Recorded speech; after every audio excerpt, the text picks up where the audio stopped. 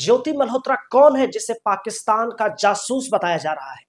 एक ऐसी यूट्यूबर जिसके ट्रैवल ब्लॉग को लाखों लोग पसंद करते थे, आखिर कैसे वो पाकिस्तानी आईएसआई के जंगल में फंस गई और पाकिस्तान और आईएसआई की एजेंट बनकर रह गई? क्या ज्योति मल्होत्रा यूट्यूब और इन्फ्लुएंसर की आड़ लेकर पाकिस्तान के लिए जासूसी करती थी और जिस देश में उसने जन्म लिया उसी देश के विरुद्ध बातें करती थी? आज के वीडियो में हम उसी ज्योति मल्होत्रा के बारे में बात करेंगे कि आखिर कैसे वो आईएसआई की एजेंट बन गई और उसके पीछे क्या कारण रहे। इसलिए उसके जिंदगी के कुछ पन्नों को खंगालेंगे कि कहां से उसने पढ़ाई की और पाकिस्तान और इंडोनेशिया में उसकी मुलाकात किससे हुई थी। लेकिन उससे पहले अगर आप हमारे चैनल पर नए हैं तो सबसे पहले आप हमारे चैनल को सब्सक्राइब कर लीजिए, उसके बाद हम ज्योति मल्होत्रा की कुंडली को खंगालेंगे। दरअसल आज एनआईए यानी कि नेशनल इन्वेस्टिगेशन एजेंसी ने ज्योति मल्होत्रा को उनके घर से गिरफ्तार किया। एनआईए का दावा है कि ज्योति मल्होत्रा पाकिस्तान के लिए काम करती है और वो पाकिस्तानी जासूसों के साथ संपर्क में है और ऑपरेशन सिंदूर को लेकर उसने बहुत सारी संवेदनशील जानकारियां पाकिस्तान पहुंचाई और उसी को लेकर ज्योति मल्होत्रा के खिलाफ अलग अलग धाराओं में एफआईआर दर्ज की गई है और 5 दिन की पुलिस रिमांड पे उसे भेज दिया गया है। इस मामले को हम डिटेल में बताएंगे, लेकिन उससे पहले नजर डाल लेते हैं ज्योति मल्होत्रा की शुरुआती जिंदगी पे। दरअसल 33 वर्ष की ज्योति मल्होत्रा हरियाणा के हिसार की रहने वाली है और उनके पिता बिजली विभाग में कर्मचारी के पद से रिटायर हुए हैं।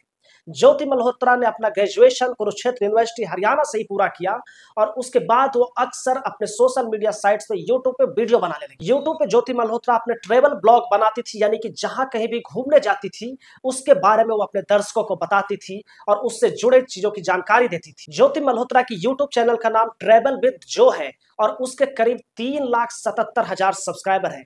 इसके अलावा इंस्टाग्राम पे भी ज्योति मल्होत्रा के करीब 1,31,000 फॉलोअर हैं, यानी कि वो एक बड़ी इन्फ्लुएंसर बन चुकी थी और अपने वीडियोज के द्वारा लाखों लोग उसे पसंद करने लगे थे। लेकिन फिर ऐसा क्या हुआ कि वो पाकिस्तान के संपर्क में आ गई? दरअसल उसके पीछे की जो कहानी बताई जा रही है वो ये है कि साल 2023 में पाकिस्तान जाने के लिए ज्योति मल्होत्रा ने अप्लाई किया था। उसी दौरान वो पाकिस्तान हाई कमीशन गई और वहां से वीजा लेकर वो पाकिस्तान घूमने चली गई। उनके YouTube वीडियो पर, उनके इंस्टाग्राम अकाउंट पे आप देख सकते हैं कि उन्होंने पाकिस्तान में वो कई जगह पे घूमने गई। वहां की वीडियोज उन्होंने अपने चैनल पे शेयर की, वहां के सबसे पुराने मंदिर के बारे में बताया, वहां पे बहुत सारे हिंदुओं से भी बात की और उसके बारे में बताया। वो पाकिस्तान की सकारात्मक छवि अपने यूट्यूब चैनल पे भी पेश कर रही थी। वो लगातार उसके वीडियो से पता चलता था कि उसमें जो हिंदू उनसे बात करते थे वो बताते थे कि पाकिस्तान में सब कुछ अच्छा है।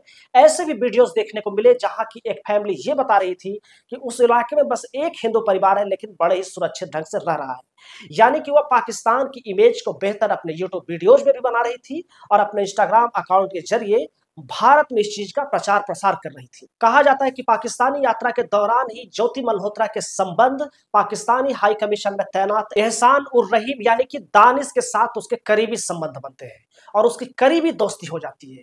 कहा जाता है कि दानिश उनकी काफी मदद करता है और उसकी मदद से ही वो पाकिस्तान में कई जगहों पे घूमने जाती है। बाघा बॉर्डर के पास भी आप उसका वीडियो देख सकते हैं जहां की वो पाकिस्तान की तरफ से वीडियो बना रही है और बता रही है कि भारत इधर है, इस साइड है और पाकिस्तान इस साइड है।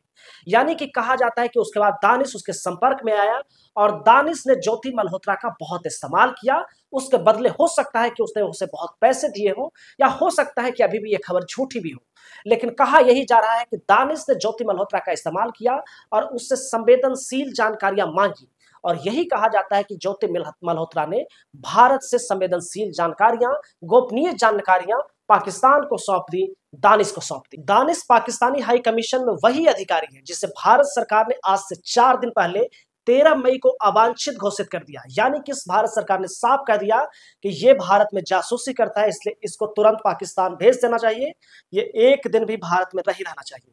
जिसके बाद दानिश को पाकिस्तान भेज दिया गया। ज्योति मल्होत्रा के साथ 6 और भी लोगों को अरेस्ट किया गया है जिनके ऊपर की गोपनीय जानकारियां पाकिस्तान को सौंपने का शक है, उन्हें साझा करने का शक है।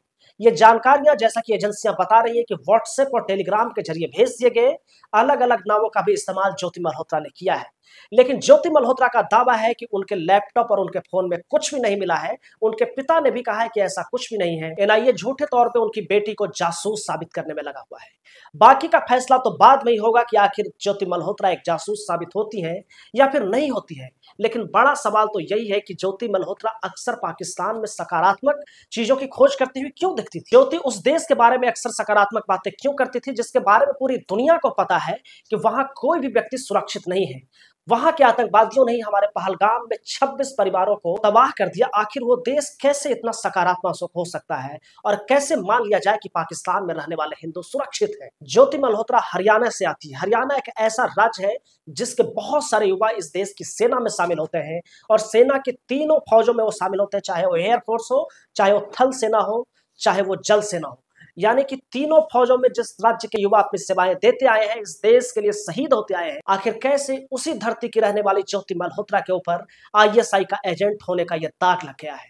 इसके ऊपर एक बड़ा सवाल सरकार के ऊपर भी उठता है। सरकार भले ही लगातार बता रही है कि ज्योति मल्होत्रा जासूस है और सरकार ने उसके खिलाफ जो एफआईआर दर्ज किया है वो भारतीय न्याय संहिता की धारा 152 के तहत दर्ज किया गया है। आधिकारिक गोपनीयता अधिनियम 1923 के धारा 3, 4, 5 के तहत भी मामला दर्ज किया गया है और उन्हें अरेस्ट कर जेल भेज दिया गया है।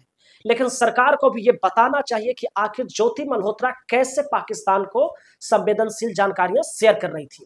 ज्योति मल्होत्रा भारत में किसी आधिकारिक पद पे नहीं है, किसी सरकारी पद पे नहीं है, तो जब वो किसी बड़े पद पे नहीं है तो उसके पास ऑपरेशन सिंदूर से जुड़ी ये संवेदनशील जानकारियां कैसे आ रही थी? आखिर भारत में कौन ज्योति मल्होत्रा को ये संवेदनशील जानकारी दे रहा था?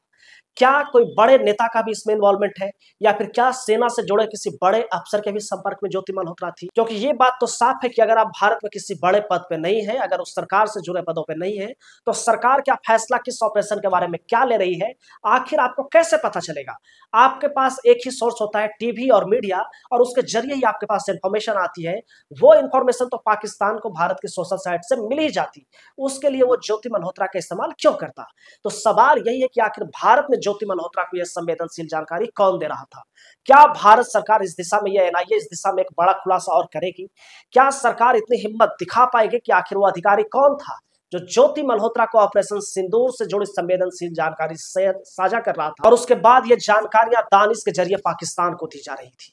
इस बात की भी जांच होनी चाहिए कि ज्योति मल्होत्रा ने आखिर ऐसी क्या क्या इंफॉर्मेशन अभी तक दी है, उसे भी पब्लिक डोमेन में ला दिया जाना चाहिए, क्योंकि वो तो वैसे भी पाकिस्तान के पास चली गई है ताकि लोगों को पता चल सके। बड़ा सवाल यह है कि क्या बड़े बड़े यूट्यूबर या बड़े बड़े इन्फ्लुएंसर इस समय पैसे की चकाचौंध में अपने देश का ही तो सौदा नहीं कर दे रहे हैं? क्योंकि इस समय होता यही कि जिंदगी के जब आप शुरुआती दौर में होते हैं तो पैसा बहुत ही बड़ी चीज होती है और वो आपको अपनी ओर खींचता है। अब आप कम उम्र में सारी चीजें पा लेना चाहते हैं, तो क्या कम उम्र में सारी चीजें पा लेने की इस अंधी दौड़ में कहीं भारत के बड़े बड़े इन्फ्लुएंसर पाकिस्तान के हाथ का औजार तो नहीं बन जा रहे हैं? क्या ज्योति मल्होत्रा इसी तरह का कोई शिकार हो गई? क्या ज्योति मल्होत्रा पैसे की आड़ में ये सारी चीजें करती चली गई? इसके ऊपर भी अभी रिपोर्ट आनी बाकी है। ज्योति मल्होत्रा खुद को बेगुनाह बता रही है, लेकिन एनआईए की चार्जशीट ही बता पाएगी कि वो इस मामले में बेगुनाह है या नहीं। आने वाले दौर में शायद उसके बारे में पूरे डिटेल में पता चले। एक और बात ज्योति मल्होत्रा के बारे में कहा जा रहा है कि वो 2023 में इंडोनेशिया के बाली गई थी, वहां भी वो किसी एजेंट से मिली थी। ये एक बेहद गंभीर बात है कि वो लगातार भारत के लिए जासूसी कर रही थी, पाकिस्तान के लिए जासूसी कर रही थी और भारत के खिलाफ कर रही थी। भारत की जानकारियां वो यहां से वहां दे रही थी और पाकिस्तान की छवि सकारात्मक तौर पे पेश कर रही थी। तो क्या हमारी एजेंसियों को पिछले 2-3 वर्षों से इस चीज का अंदाजा नहीं हो रहा था? उन्हें क्या इन चीजों को पहले टारगेट नहीं करना चाहिए था? क्या हमारी सुरक्षा एजेंसियां पहलगाम हादसे के बाद ज्यादा एक्टिव हुई है? ये भी एक बड़ा सवाल है कि शायद हम इन चीजों को पहले ट्रेस कर पाते तो पहलगाम जैसे हादसे नहीं होते। पहलगाम हादसे के ऊपर भी यही कहा जा रहा है कि हमारे इंटेलिजेंस सिस्टम, हमारा इंटेलिजेंस ब्यूरो या रॉ कहीं फेल तो नहीं हो गया जिसके कारण ये इतना बड़ा हादसा हो गया, और उसके बाद हम लगातार उसकी खोजबीन में लगे हैं और इसी चौकसी के कारण शायद नए नए जासूस हमें मालूम चल रहे हैं। अब ये समय ही बताएगा कि आखिर ज्योति मल्होत्रा जासूस साबित हो पाती है, क्या उस पर जो आरोप लगे हैं वो साबित हो पाते हैं या फिर वो बच निकलती है? लेकिन आप ही बताइए कि क्या जिस इन्फ्लुएंसर को आप रोज अपने फोन पे देख रहे थे, रोज उसका यूट्यूब वीडियो देख रहे थे, रोज इंस्टाग्राम पे उसे लाइक कर रहे थे, वो एक पाकिस्तान के लिए काम करने वाली जासूस निकली? ये सोचकर, ये देखकर आपको कैसा लग रहा है कमेंट करके जरूर बताइएगा। और वीडियो आपको कैसा लगा ये भी आप जरूर बताइएगा। बाकी अच्छा लगा हो तो आप लाइक, शेयर और चैनल को सब्सक्राइब जरूर कर दीजिएगा। हम मिलेंगे आपसे अगले वीडियो में, तब तक के लिए नमस्कार।